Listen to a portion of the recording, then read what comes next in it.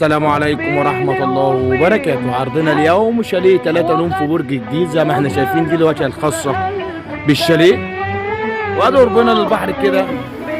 المسافة دي للبحر مفيش 3 دقايق للبحر. الشاليه تسع مرة من البحر، من 3 غرف نوم، والشاليه مرتفع عن الأرض. ربنا يا رب يبارك. دي الواجهة الخارجية.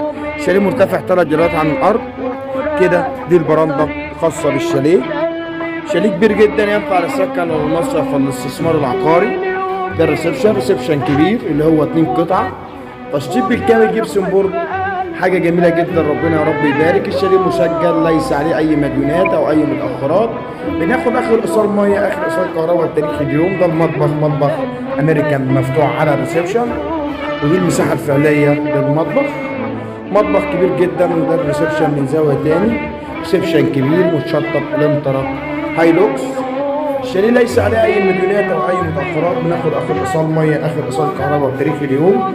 ده الحمام، حمام كبير جدا زي ما هو باين قدام حضراتكم. الشاليه لم يستخدم قبل كده، يعني اول ساكن حضرتك. دي اول غرفه، غرفه كبيره. غرفه رقم 2 غرفه اكبر. ربنا يا رب يبارك لصاحب النصيب. شاليه 3 نوم، حاجه جميله جدا. غرفه رقم 3. الشاليه مكون من 3 حجرات، حمام، مطبخ، ريسبشن، 2 قطعة، حاجة جميلة جدا. الشاليه ملحوظة هامة، تاني شارع من الرئيسي. يعني كلمة تاني شارع من الرئيسي ينفع للسكن والمصرف والاستثمار العقاري. الشاليه خالص من جميع المصروفات. يوجد فيه عداد كهرباء، عداد مياه خاص بالشاليه مسجل.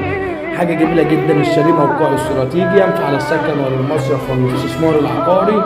الشاليه 7 عمارة من البحر، حاجة جميلة جدا. ممكن نظرة تاني على واجهة الشاليه الخارجية. ربنا يا رب يبارك لصاحب النصيب. يا ريت نركز عشان الشاليه ده سعره ممتاز جدا. 3 غرف نوم، تاني شارع من الرئيسي مباشر. دي الواجهة الخارجية للشاليه. شاليه مسجل، عداد كهرباء، عداد مية، 7 عمارة من البحر فبيننا وبين البحر. كان معكم علي الجمال من أرض الواقع، والسلام عليكم ورحمة الله وبركاته.